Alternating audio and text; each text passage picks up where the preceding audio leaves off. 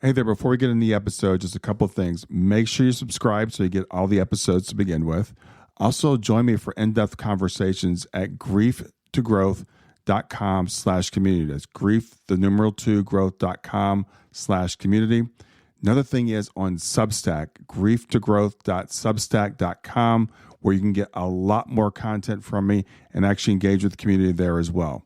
And now, onto the podcast. Close your eyes and imagine. What if the things in life that cause us the greatest pain, the things that bring us grief, are challenges? Challenges designed to help us grow, to ultimately become what we were always meant to be. We feel like we've been buried, but what if, like a seed, we've been planted? And having been planted, we grow to become a mighty tree. Now, open your eyes. Open your eyes to this way of viewing life. Come with me as we explore your true, infinite, eternal nature. This is Grief to Growth, and I am your host, Brian Smith. Welcome, friends, to another episode of Grief to Growth, where we explore life's greatest questions: who we are, why we're here, and where do we go from here? So whether you're a first-time listener or you're one of our loyal followers, I'm so glad that you're here on this journey with us. Today, I've got the honor of introducing someone whose life has been a testament to the power of spiritual transformation. Her name is Sue Pearson, and Sue has spent more than 40 years as a journalist, winning 3 Emmy Awards and mastering the art of storytelling as a news anchor, a talk show host, and a documentary producer. These days, Sue serves as the editor of the Story Project for the Circle of Atonement, and that's an organization that's rooted in A Course in Miracles. She gathers and refines real-life accounts of spiritual awakening ranging from near-death experiences to the small everyday miracles that are actually easy to miss. Now, Sue's journey took a profound turn 30 years ago with her own shared death experience. As she accompanied her father partway to heaven, she found herself changed forever. And this extraordinary moment opened the door to a life filled with mystical experiences, many of which she shares in her spiritual memoir, You Don't Have to Die to Get to Heaven, which we're going to talk a lot about today. So in today's conversation, we're going to explore her unique insights into forgiveness, into miracles, and the possibility of divine guidance. We'll talk about how mystical experiences are not just relics of the past, but are very much alive and available to us today. And we'll ask the question so many hearts have: do we all get to heaven? So if you've ever wondered about the nature of miracles, the depth of spiritual connection, or the ways you can open yourself to divine guidance, you're in the right place today. So let's dive deep into Sue's journey and the wisdom that she has to share. And with that, I want to welcome Sue Pearson. Thank you. That was a wonderful introduction. I appreciate it. I want to start with kind of a disclaimer. I don't have all the answers, but I have some, and some that have changed my life dramatically. Yeah. I was, grew up in the Protestant church. My siblings and I went to Sunday school. We were just little kids made to walk this path and try to make sense of it, which I couldn't. I couldn't make any sense of it. But I went to Sunday school. Mhm. Then when I got to be an adult and found my career path, I have to describe myself as just spiritually lazy. My career path had been so busy and so focused and so full of stress and adrenaline that I'm embarrassed to say this. I just didn't have time for spiritual growth. I thought, yeah, there's some really important questions about, is there God? Is there a life after? And I thought, I'm not going to solve those questions. Let somebody else deal with it. I'm too busy. Yeah. So off I went on my career. I had a lovely run as a broadcast journalist, doing all those things that you mentioned and more, and raising a bunch of kids. Had 2 biological kids and 3 step kids, and I pretty much raised them all. And I love them all still. We're very close. Um, But being a mother and a career woman and a wife and whatever other roles popped up in the meantime, just left with no to meditate or explore the deeper meaning of life until screeching to a halt here 30 years ago, my beloved father passed on.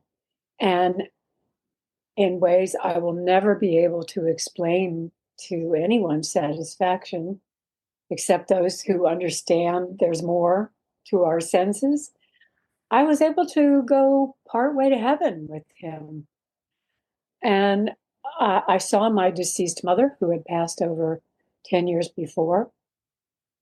She she had come to me at my home in Sacramento at the time, just a few weeks before this transformative event and my father's passing.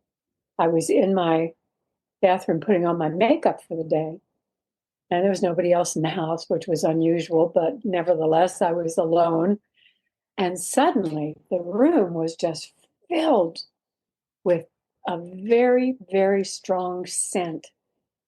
And I didn't have to think about it. I knew this was the scent of my mother. I can't tell you that I ever thought I knew what the scent of my mother was, but this was it on that day, unmistakably. And probably it's that mother infant connection when the infant is learning the world around itself, and that scent of the mother is very important. So I guess we all remember that, even though we don't always remember it on a conscious level.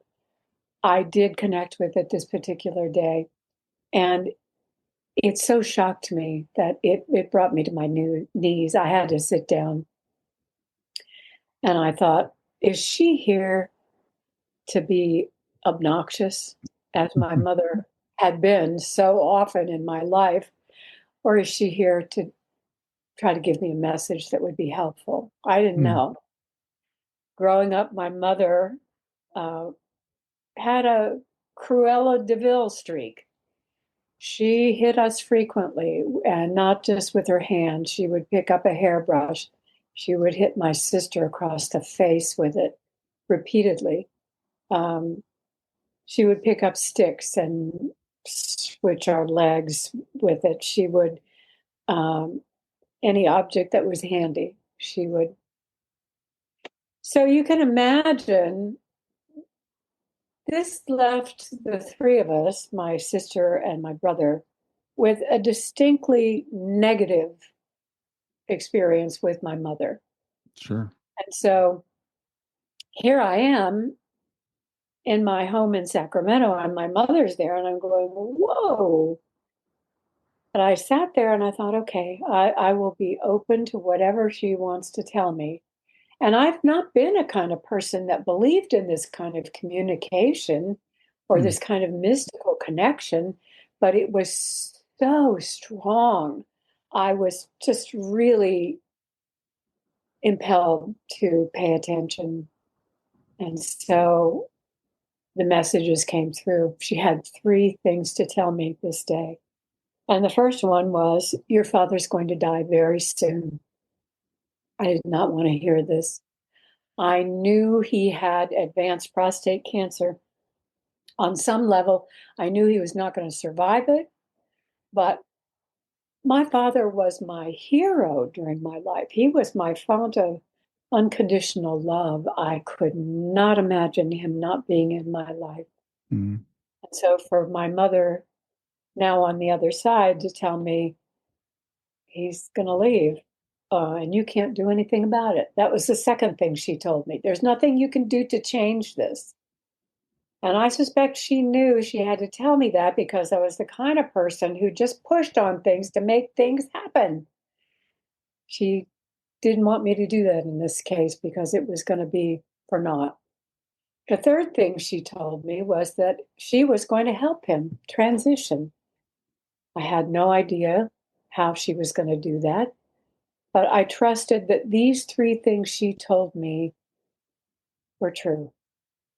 It was not a Cruella de Vil moment.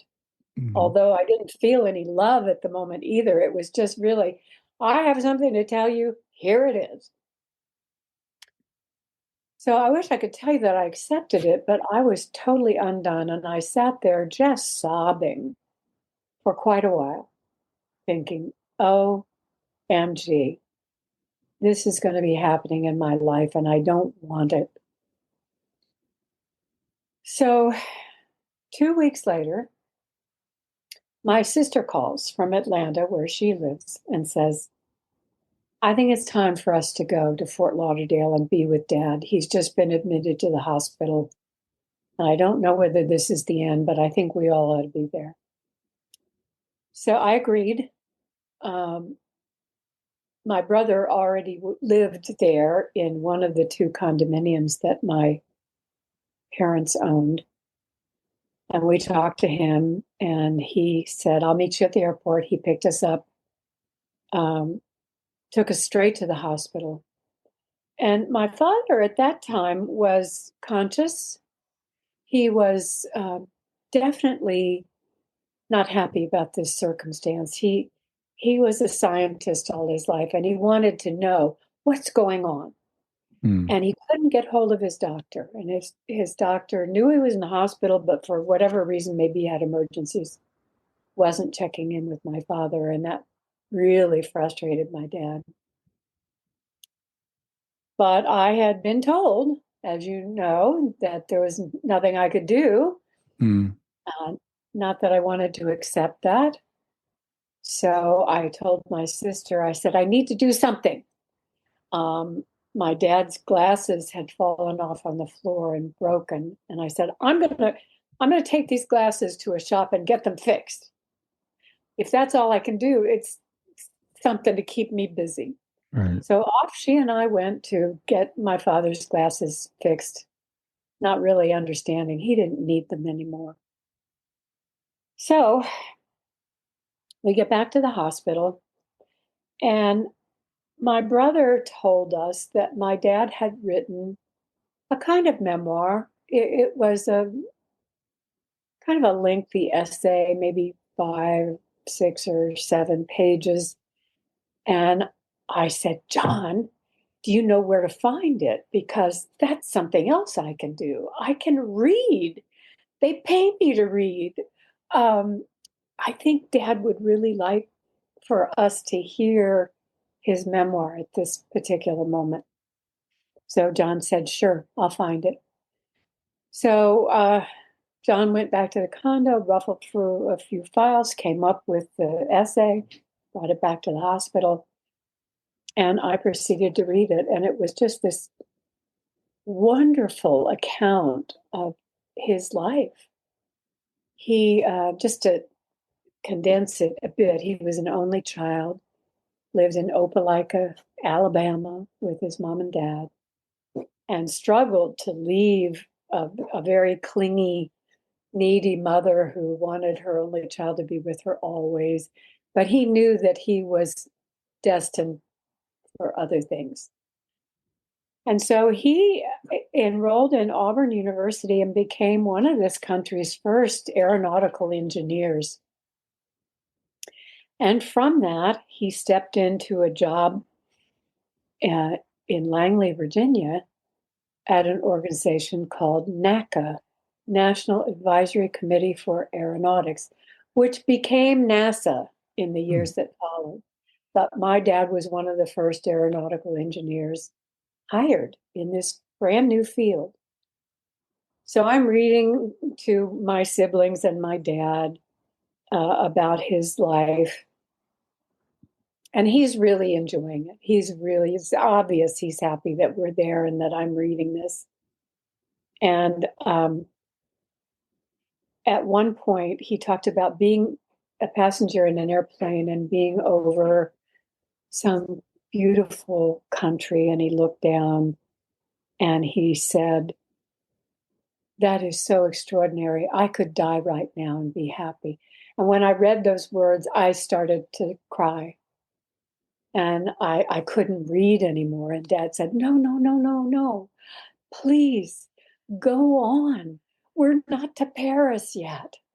And then I knew he was really listening. And there was a part yet ahead in his memoir where he flew to Paris and the experiences he had there. And I just felt so wonderful being able to read his memoir to him in these moments that we didn't know. Are these his last moments, or is he going to be discharged from the hospital? Not sure.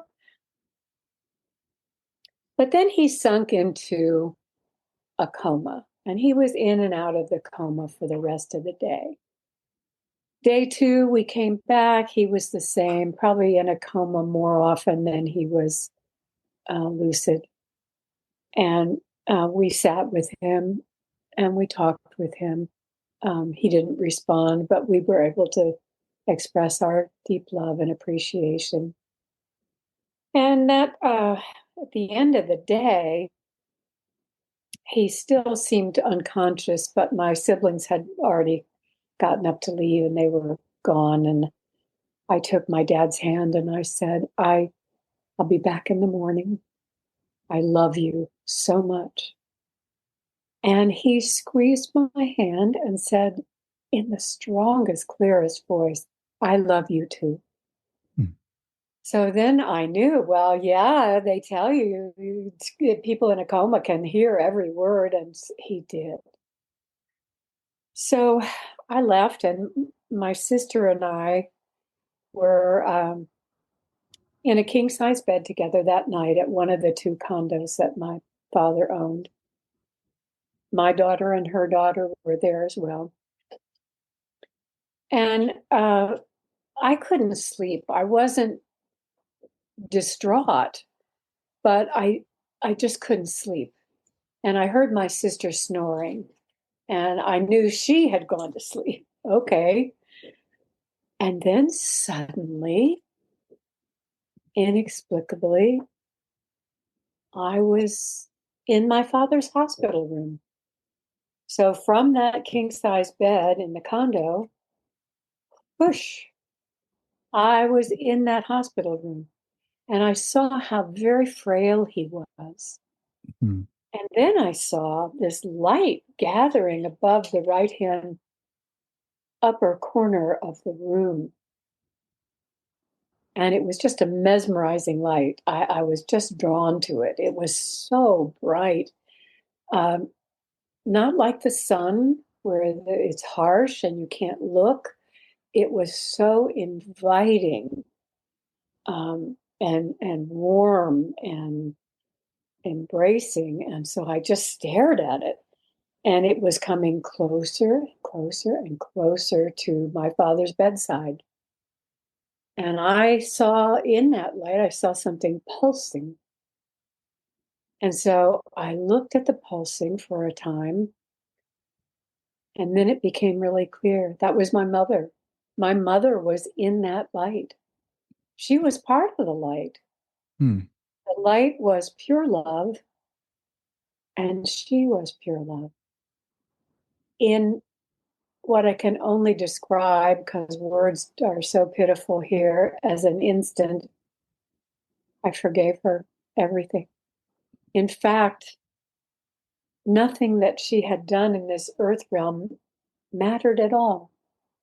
I saw how very beautiful she was, how innocent, how she was part of God. I thought at one point, I'm looking at God. No, that can't be. That's my mother. Hmm.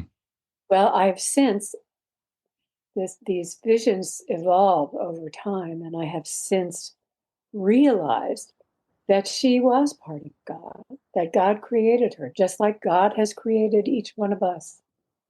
And so God does reside in her and in me and in you, Brian. So here we are. She's in the light. This mother that if you had said you're going to meet your mother soon, I would have said, no, thank you. I'll pass on that. But there she was in all her incredible beauty and innocence. and love. And she imparted to me, these are the telepathic communications that come through. So often I find out later this is what visions often include. And she imparted messages to me. They were so amazing. And of course, the first one you can guess, there is God. God is real. God is not an impersonal universe. God is your personal creator and love. Stay with us. We'll be right back. Hey there, I'm testing out a new feature. I'd love to get your feedback on it. It's called Fan Mail, and you can send me a message right from the show notes of the podcast. So look for the link that says send me a text. You can ask a question for a future podcast. You can suggest a guest or just give me any feedback you want. Just remember, it is one way. I can't text you back, and I will not have your name, your email address, or your phone number unless you include it in the message. Let me know what you think. And why are we here? That's a big one. Yes, that got answered too. And we are here for a very simple, but simple doesn't always mean easy, reason. And that is to love one another truly. We make things so complicated in our lives. That's what we do as humans. We land here in this realm and we just begin immediately to make things complicated. Well, in God's world, it's simple. We love and we are loved. And as my experience with my mother, nothing else matters. It's all the most important stuff of life.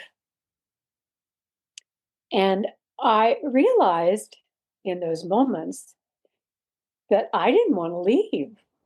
I thought, oh, my children are not going to be happy with me to know that I was ready to go. But that's the truth. That realm is so, it can't even find words for it. Alluring, doesn't come close. It's where we all belong. It's home. That's the only word I have for it. And I was not invited to be home at this particular moment. Mm-hmm. But my father was. And my mother, this was the kind of the last part of this vision, my mother reached out from the light, scooped down into that bed, and reached up with my father in her arms and took him into the light with her. And then the light began to fade, and off they went. And then suddenly, inexplicably, I was back in the king size bed and my sister was still snoring. And I thought, what just happened? And in about an hour, the phone rang and I picked it up, and it was the nurse from the hospital. She said, your father has just passed away. And if you all would like to come and just be near his body before we take him to the hospital morgue, you're more than welcome. Mm-hmm. So that's what we did. It was like 1:00 in the morning, and we piled into the car and went to the hospital and stood around his body, each of us holding hands and just offering great, deep thanks for this man's presence in our lives. And the nurse came in, and I said, do you know when he passed? She said, yeah, I kind of can pinpoint it. She said, I came in just a little before midnight, and I knew he was close to death. She said, I came back at about midnight, and he had passed. Well, I had looked at the clock in the condominium, and it was midnight. Mm-hmm. And so I knew I hadn't made any of this up. It was real. It was true. And we all got into the car to go back to the condos. And suddenly on the radio, there were these two incredible songs, one by Celine Dion, The Power of Love. And it started playing. And some of the lyrics are, I am your lady, you are my man. And I immediately started sobbing because I realized my mother had taken control of the airwaves, and she was sending me these songs that were so incredibly meaningful. And the next one was a Mariah Carey song, Hero. And it's about being strong at times that are so challenging emotionally. And so here I am. How many were there in the car? Let's see, two kids, four other people, and myself. And we were all really sad, but I was sobbing big time. And I think my siblings couldn't quite understand what was happening with me. Mm-hmm. And I couldn't tell them. At that moment, I thought, this is just so overwhelming to me that I need time to process this whole thing. So we went back. I'll take a little bit of a break if you want to interject something, Brian. But the last part of this particular event was the next day. My brother decided that it would be good if he and I went to brunch together. My sister was in a really odd place and she didn't want anything to do with us. So we went to this restaurant that my brother recommended, and the line was out the door and around the corner. And we thought, oh, well, yeah, okay, this is a popular place. We have nothing else to do. We'll just get in the back of the line and wait. Mm-hmm. So we did. Shortly, a woman came up to us. She was wearing a navy blue skirt and a crisp white blouse, and she had a name tag on her blouse, and that just said hostess. And she took my hand and she said, come with me. And she started leading us past the line into the restaurant. And I looked at her and I said, oh, is this okay? These people are going to probably want to clobber us. We've just cut into the line. She says, no, it's perfectly fine. You're fine. I am here to take care of you today. Mm-hmm. She leads us to a table. She sits us down and she says, my name is Virginia. That's my mother's name. And it's not a name that was popular then or even now. And I said that to her. I said that's our mother's name, and it's not a common name these days. And she said to us, I know. I'm here to represent her. Mm-hmm. Wow. And my brother and I looked at each other, and he kind of whispered to me, do you believe this? And I said, yes, I believe it. And off Virginia went. We sat down and had an incredible brunch, and we were going to go find her later and thank her. She was nowhere to be found. Hmm. I don't know where she disappeared to, but that was a part of the blessing of that vision. I am absolutely sure. Yeah. So with that, if you have any questions, Brian, great. If you want me to just keep on talk, I can do that too. Yeah, you can. Please continue. Okay. Well, as you can imagine, knowing so much, where before I had said, oh, I'll leave these questions to somebody else. Now I knew without a doubt, there is God. God is love. Love is everything. We are here to love one another. We are holy, innocent, beautiful children of God. Each one of us, even the ones that we feel are the most despicable and not deserving of forgiveness. Not true. every one of us is deserving of forgiveness. In fact, I have learned God doesn't even deal in forgiveness because he looks at us and sees there's nothing to forgive. We see all kinds of reasons to forgive, whether it's Hitler and his unimaginable atrocities, or it's the 9/11 terrorists. I don't want to scare anybody who wants revenge, but there's no need. Their forgiveness is available to all of us. Mm-hmm. And in fact, our own forgiveness not only brings their forgiveness, our forgiveness of them, but it brings forgiveness of our own selves, which we desperately need. So I wanted to tell you, I just got a story because, as you mentioned, Brian, I'm the editor of the Story Project with the Course in Miracles group called Circle of Atonement. Mm-hmm. And I love this job. I love these stories that people send me. And I just got one from a man a few days ago who was struggling with forgiveness because he worked in Tower 2 in New York City. Mm-hmm. And he wasn't there the day the planes crashed into Tower 1 and Tower 2. But he had many friends who died in that horrific, horrific event. And since that moment, he has been consumed with rage and only wanted revenge. And in his story, he goes into great detail about what revenge looks like to him.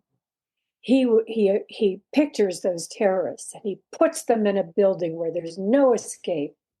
And they have to choose just what his friends had to choose, whether to jump from the 102nd floor or to stay and be burned to death or to die from smoke inhalation. He says, this is what I want for them, those terrorists. I want them to feel what my friends felt. Mm-hmm. And he can't get beyond this. And it's been years, as you know. Yeah. Yeah. So he writes this story and he says, I became a Course in Miracles student and I realized, oh, darn, if I'm going to be a serious student, I have to learn how to forgive.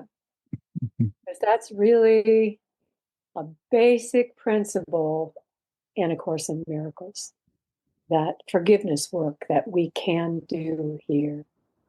And he wants so much to be a good Course in Miracles student, but oh, is he ready to forgive? He's not sure. And then he says, no, I'm not. Oh, yes, I am. No, I'm not. Back and forth.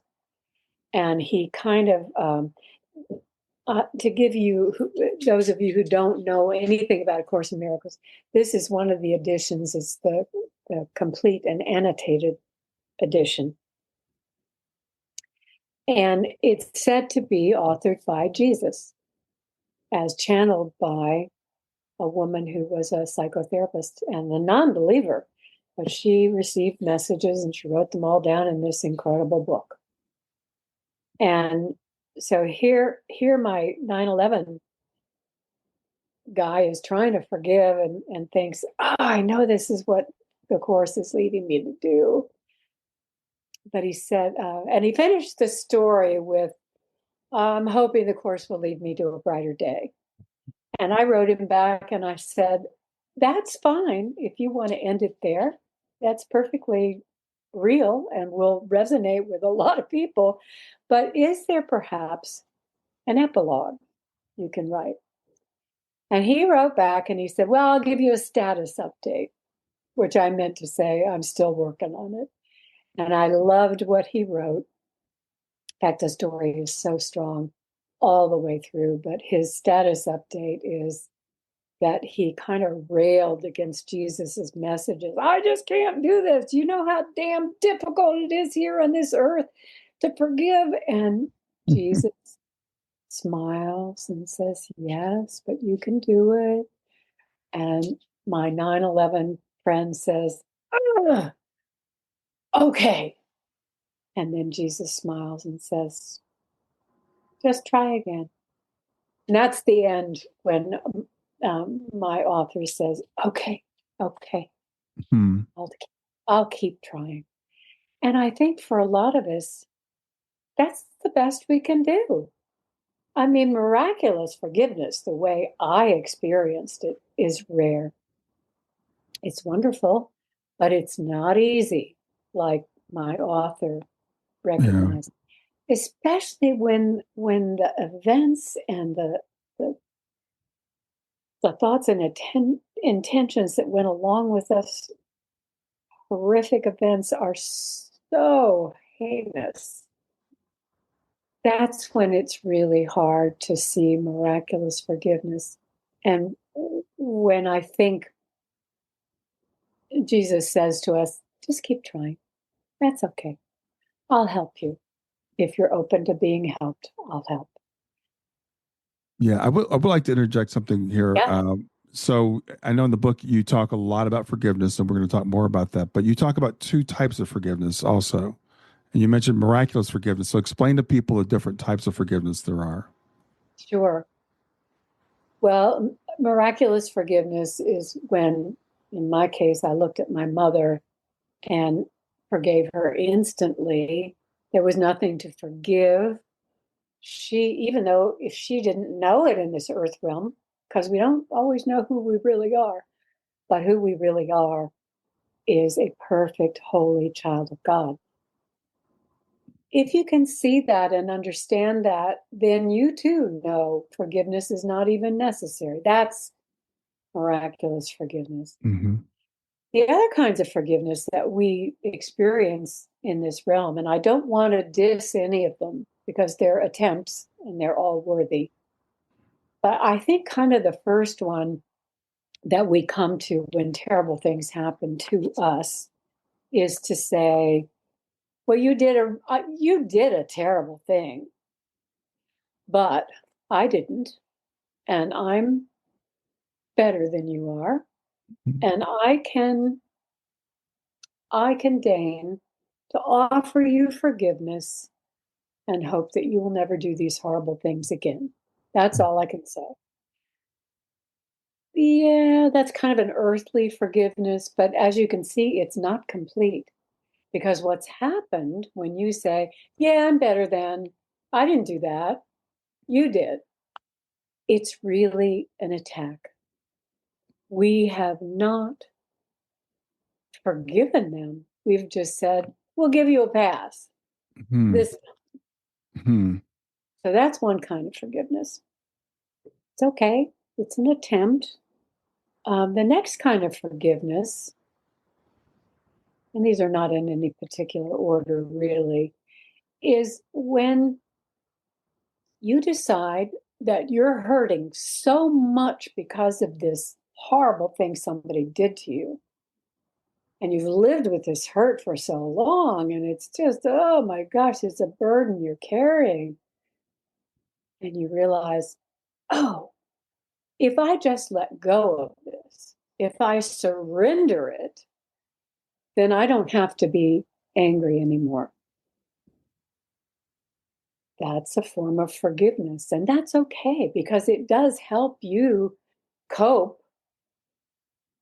But look at it more closely. Does it forgive the person who did this terrible thing? You still think of it as a terrible thing. And in this earth realm, yes, it was. Mm-hmm. This kind of leads us into an area that a lot of people have trouble with. And I had trouble with it, but I don't anymore. That this earth realm is an illusion of our own creation. We kind of made it up. And so if I really understand that, then forgiveness becomes easier because you can actually really say, oh, you did that in this earth realm, but you didn't do it in God's realm, which is kind of what happened to me with my mother. I realized, yeah, she did a lot of pretty Cruella de Vil nasty things to her children, but that was in the earth realm. And I can well imagine that she had reasons from her own experience to do those things. I don't know what they were, but perhaps she was abused as a child. Perhaps she was neglected. I don't know the answer to that. And I don't need to know. But the kind of forgiveness that says, okay, I'm going to surrender this because I don't like this pain anymore, doesn't really release the other person. And I'm just here to say to you, that's okay. It's a good step in that direction of full and complete miraculous forgiveness that not we don't get that always in this realm. Many of us go to our death not forgiving. And I'm here to tell you that you still have a chance even later because, as I learned, there is no death. There is just a transition to home, heaven, and God. And I think we still have decisions to make there, but I think once you feel what home feels like, you don't want to be anywhere else. And that is a realm where you can say, oh, yeah, it didn't matter because what you did was in the earth realm and you're here now. And God never condemned you. So I'll never condemn you. So there might be a couple other forms of forgiveness, but I think I've gone through Yeah. most of the ones that are really common. Right. And I hope you can see that even though it's the best we can do under the circumstances, it's not complete. And guess what? That's okay, because God does not require us to complete forgiveness before we're admitted to heaven. We get a free ticket, all of us. Nobody gets left behind, no matter what you've done. And you may say, well, now that's not fair. Some of us have done horrible things we need to atone for, and they need to feel that and love. When you're home, you'll understand it's okay. God's mercy is in God's recognition that forgiveness is not necessary. There is nothing to condemn. Yeah. You mentioned A Course in Miracles. How long after this experience with your father and your mother did you discover the Course? Stay with us. We'll be right back. Hi there. I'm really excited to tell you about my latest ebook. It's 4 lessons that you can learn from the near-death experience without going through all the trouble of dying to learn them. I've been studying NDEs for several years now. I am completely convinced that not only are they 100% real, but that there's some very universal wisdom that we can get from the near-death experience. And I've distilled that down in this book into 4 short lessons. And I've also given you all the reasons why I believe that NDEs are absolutely real. So go to www.grieftogrowth.com/NDE lessons to pick it up for free. www.growth.com/NDE lessons. I hope you enjoy it. Great question, and a really important one in my mind, because this vision came to me in, let's see, when was it? 97. I always measure it. My son was 10 years old. Yeah, I understand. Yeah. That's when. It was only in 2011 that I discovered A Course in Miracles.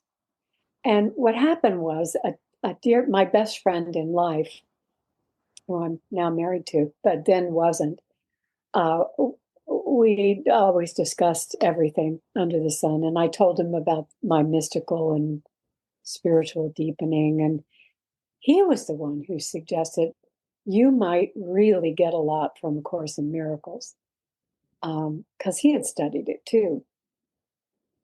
So I picked up a copy of the book and I started reading, and it just made me gasp almost, because the things that are in this book are the same things I experienced in that vision. Mm-hmm. And I think how incredible and confirming to me the timing is that I came to all these spiritual knowings without A Course in Miracles. So I want everybody to know you don't have to be a student of A Course in Miracles to deepen spiritually. In fact, in A Course in Miracles, it says, hey, we're not the only path. If this doesn't resonate with you, great, find your own path. Mm-hmm. But it did resonate with me.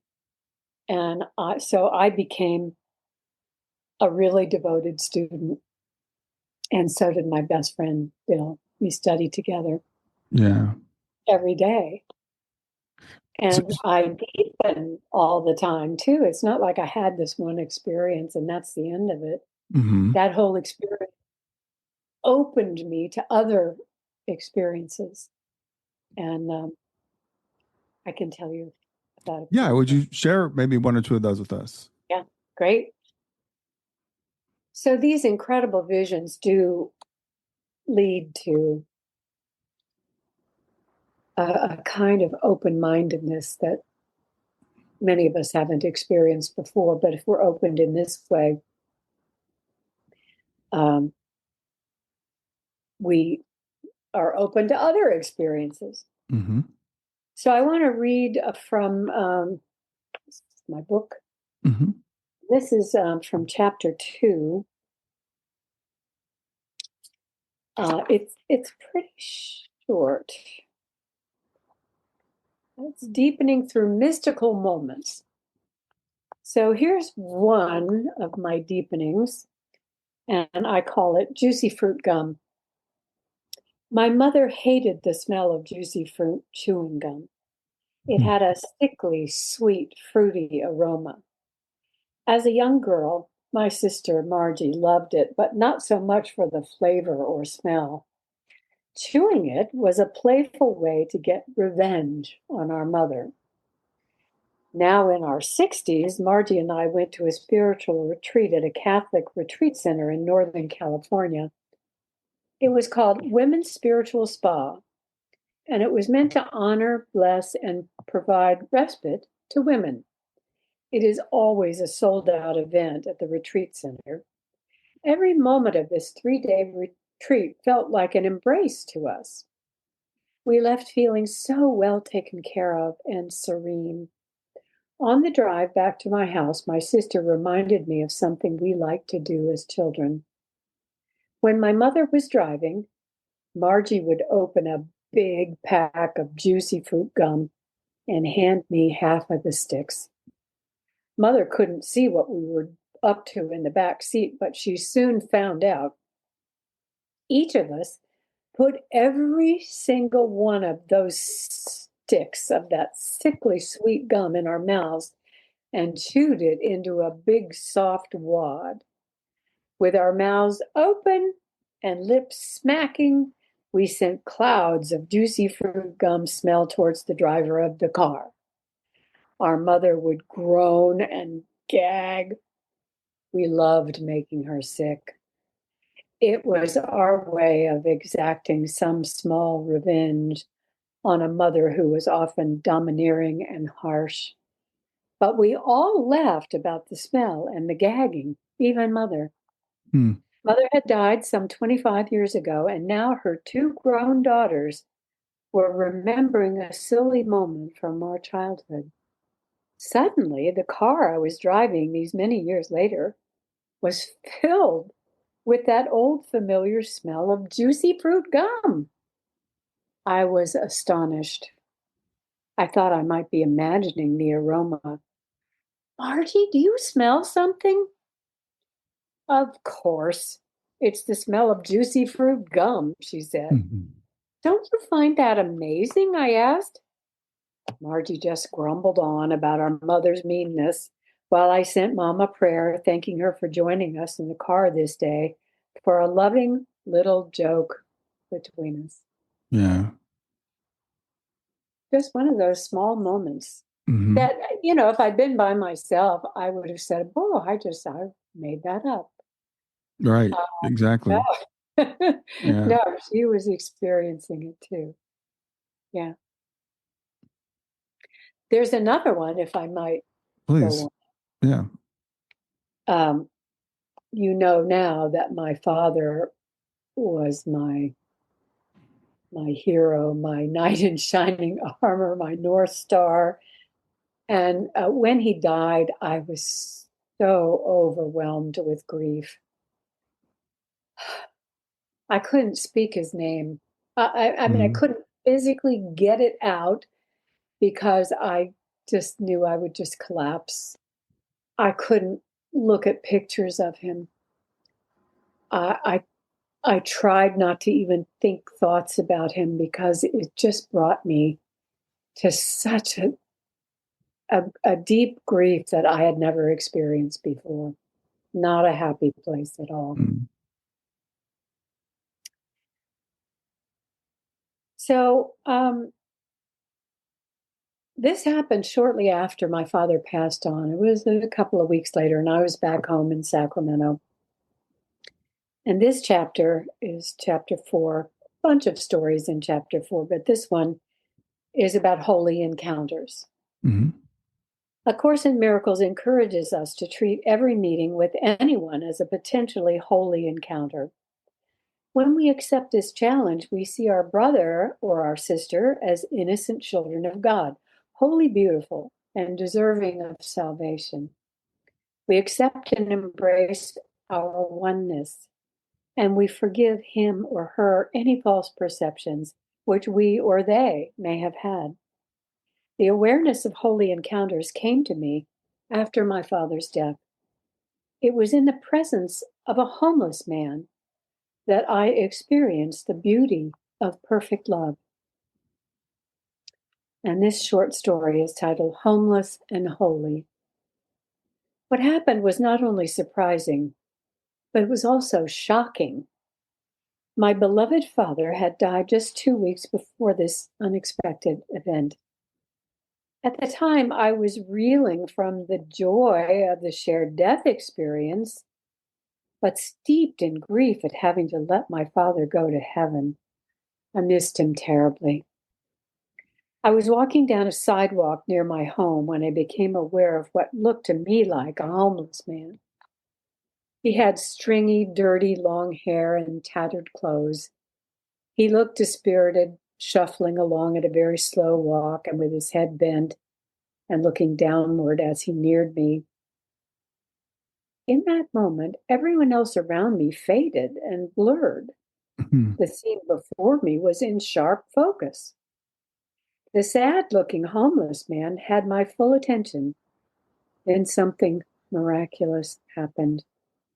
His head came up in slow motion as he focused on me intently. His mouth, and indeed his whole face, changed into a brilliant, radiant smile aimed only at me. He was beautiful beyond words. As he walked on, the smile slowly disappeared, and the depressed homeless man slowly gazed back downward, and he journeyed on. Mm. I was so shocked. I felt like this man was my father, even though he didn't look like him. I became frightened by this thought, realizing it would seem crazy to go up to this man and hug him and tell him how much I loved him. I had at first perceived this man through my ego. He was dirty and homeless. But with his amazing smile, he showed me who he really was, a beautiful, holy child of God. It may be that the beauty of his smile reminded me of the love my father had for me. Perhaps it was my father's spirit within this man on that street. It doesn't really matter. What matters is the love that came through. It was pure and innocent and fills me with awe to this day as I recognize what holiness looks like and feels like, a gift from God. Wow. Yeah, it's really interesting. That reminds me of something I was thinking about this week. C.S. Lewis wrote about if we could see each other as we really are, we would follow our needs and be tempted to worship each other. He said even the most mundane, even the most dull, as I think was the word he used, among us, is this beautiful, magnificent being, and seeing, I think, through the spiritual eyes. That's what that was opened up to you. Yes, it was. Well, I just love that other people like C.S. Lewis and many others have also experienced this holiness that would bring us to our knees in reverence. Yeah. Let me bow down and appreciate your beauty, your holiness, your innocence. Well, So, and you mentioned earlier, you came to these revelations without the course, and I think when we come across great spiritual teachings like C.S. Lewis or a course or the Bhagavad Gita or Hindu teachings or whatever, it's all over the place, and he referred to it as the Tao, that eternal truth. When we come across those things, it's more of a reminder, it's more of a remembrance than it is like a new learning. So I think we all kind of know it at some level, and it's just a matter of like being reminded, kind of being awakened out of a dream. And I know the course talks a lot about this world. I think you use the word illusion. I think the course refers to it as like a dream, like we fell asleep and we're having this experience that's not really the ultimate reality. that was one factor in my vision of going partway to heaven with my dad that struck Mm-hmm. me. So many things struck me. But when I returned to that bedroom in my father's condominium, the thought that came to me immediately was, oh, that was more real than this. Yeah. So it was a glimpse into the truth. And something I read here just reminded me, because there's so many things that come out of these experiences. Also, what I learned was about our oneness. Mm. We're all connected. That doesn't mean our own selves don't exist, but we exist in a connected way, Mm-hmm. like being a thread in a tapestry. That tapestry is whole, Yeah. I but think the threads are maybe who we are. and concepts like that we struggle with. And I think that's why we have to use analogies. And so for people that are struggling with this idea, like, well, not that it doesn't matter, but it's not the ultimate level of reality. I like to use the dreams. Like I had a really vivid dream last night, like so vivid that I thought this is just like one. It was. I have these terrible dreams. It was one of those terrible dreams, but I was like, this is just like one of my dreams. And I thought that while I was in the dreams, I'm at this different level of consciousness. And I knew on some level this wasn't really quite right. I knew it wasn't really quite real. And then when you wake up in the morning, what did we always say? We always say, oh, it was just a dream.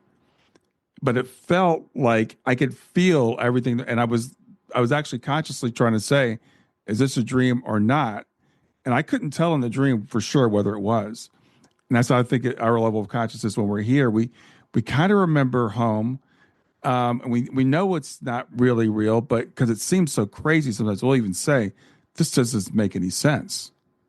Yeah, yeah, that's a great one. I've had many dreams like that too, where I thought, oh, is this a dream? Is this real? Um, I have one more short story, if Yeah, you would. please.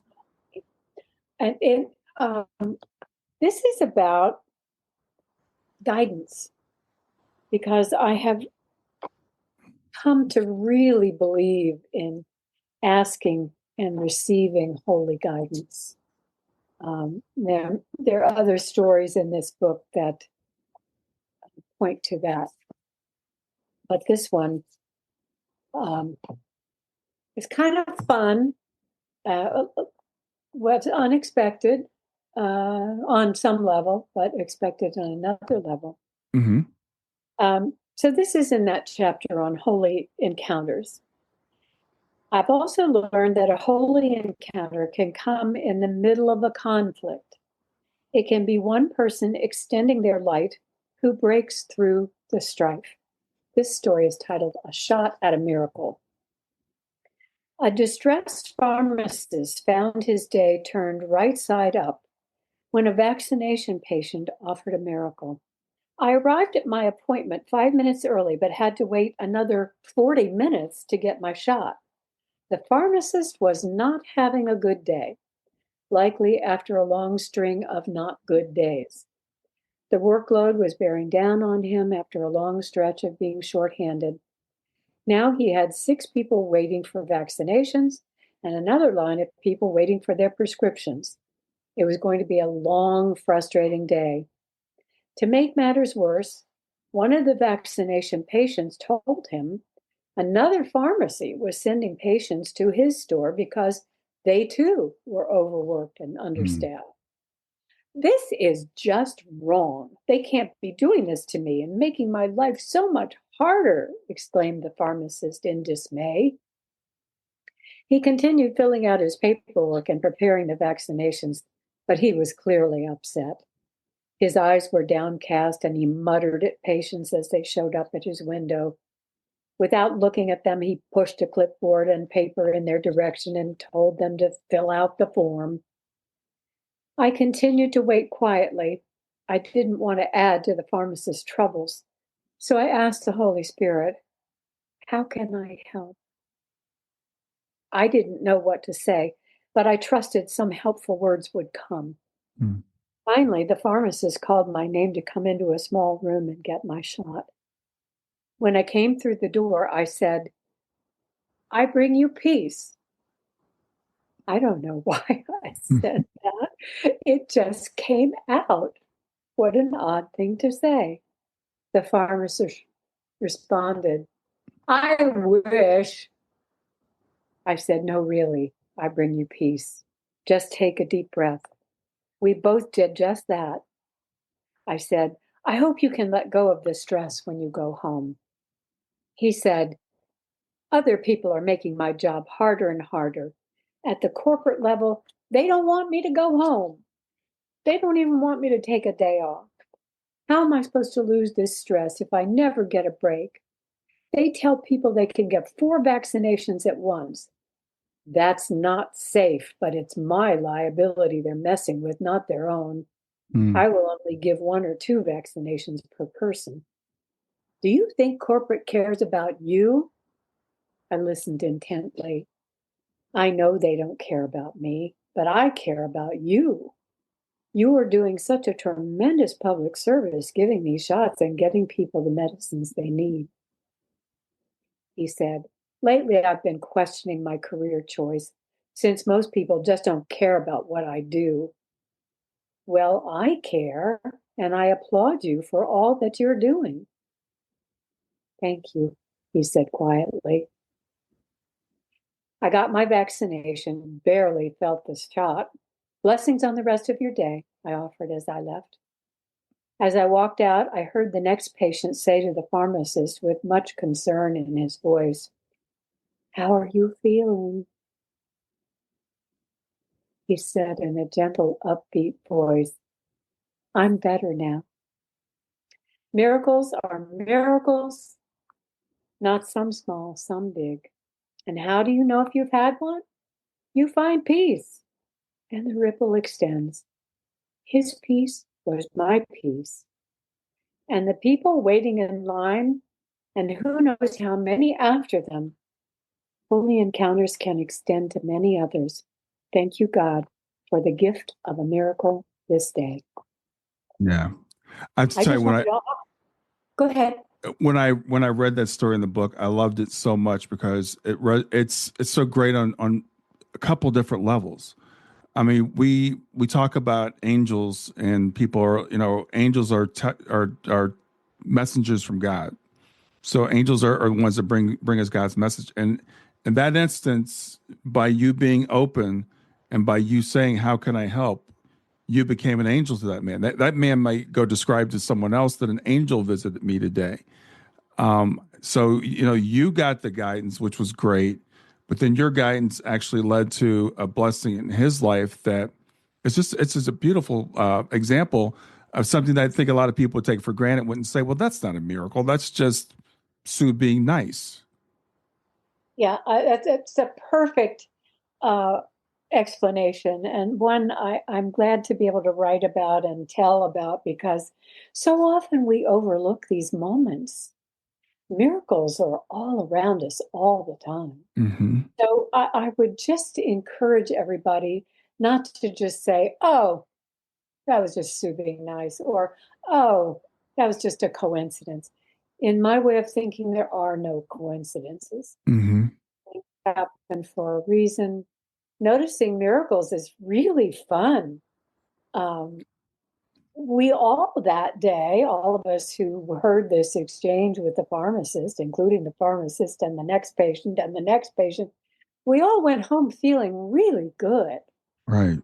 Right. So blessings to all of us. Yeah. I wanted to kind of wrap this up by telling you that at the end of the book, there's a practical exercise for anybody. Sure. And it's a guided meditation. I won't read it, I'll just tell you it's there. It helped me a lot, because I don't offer miraculous forgiveness to everybody that I have grievances with. I'm human. I am not fully enlightened. But I did this forgiveness exercise in a guided meditation that really brought me some extraordinary peace.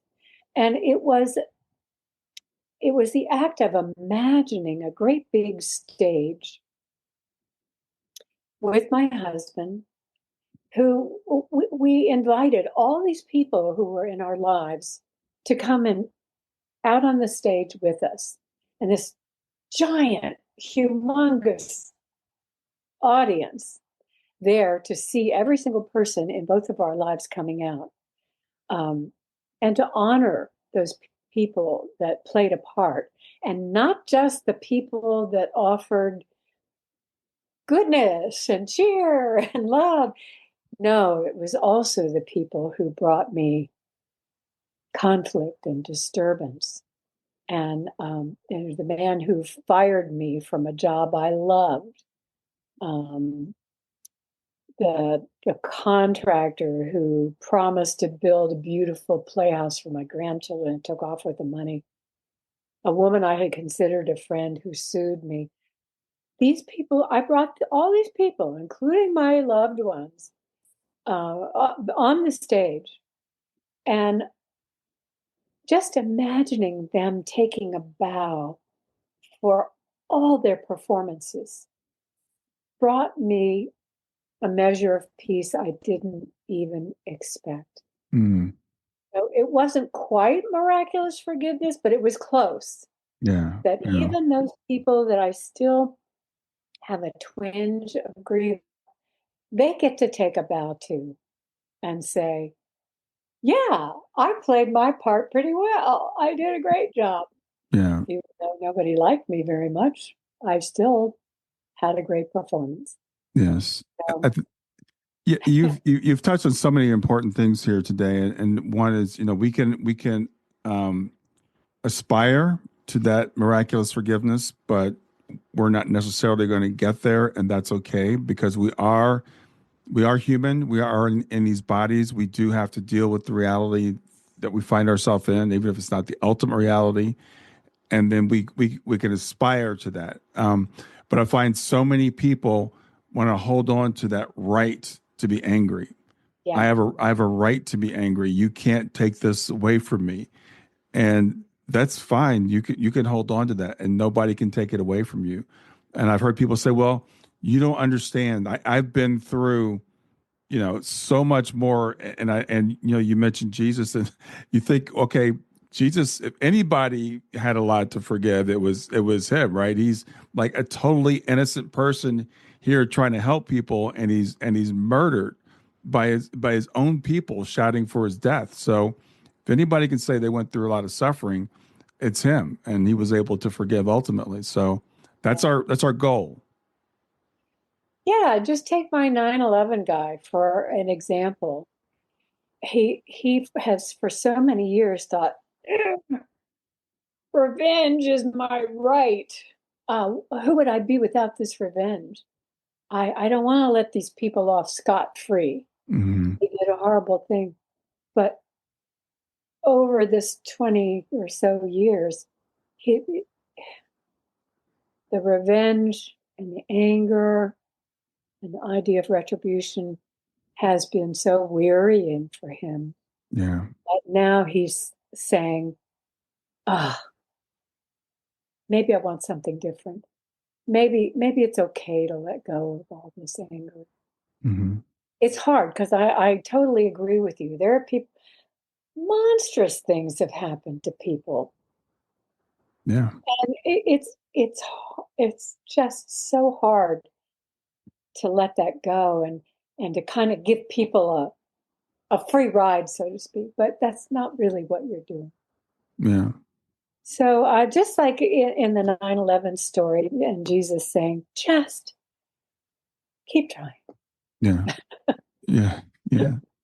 Well, Sue, thank you so much for being here today. It's been such a pleasure getting to know you and talking to you about your memoir. We just touched the surface, so I want to remind people the name of the book and where they can get it, and if people want to reach out to you, if that's okay, and how they can reach out to you. Absolutely. I have an author website, SuePearson.org. Pretty easy to remember that. Mm-hmm. The book is available on Amazon as a paperback or a Kindle edition. It's also available through Ingram, which is through Barnes & Noble, so you can get it through Barnes & Noble. There's some other platforms, digital to digital is one.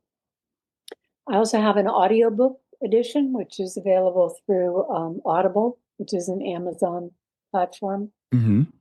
So there are all kinds of ways you can get the book, and many, many more chapters in here that may resonate with you. So I wrote the book to hopefully encourage people to find that path that deepens them spiritually. To me, this is not about making money. This is about spiritual deepening and spreading the word. Mm-hmm. And I did. This is not to boast. I'm just absolutely astonished. But Amazon sent me an email a couple weeks ago and said, you'll be getting royalties from US, UK, Canada, Denmark, Germany, and Japan. Mm. And a few weeks later, it shows up in my bank account, 6 countries. Yeah. So I am humbled and feeling very blessed that the messages are reaching out into the world. That's what I wanted, and that's apparently what's happening. So, Brian, thank you for having me as a guest. You're such a gracious host to let your guests talk on and on and on. It's been my And pleasure. Yeah. I love what you're doing. Thank you. Thank you. Well, Sue, enjoy the rest of your day. Thank you. You too. Bye. Bye.